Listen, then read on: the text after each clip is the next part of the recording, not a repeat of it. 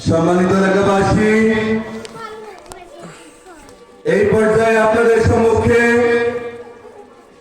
কবিতা পরিবেশন করবেন অত্র মাদ্রাসার প্রথম জামাতের ছাত্র মোসাম্মদ সিদরাতুল মুনতাহা।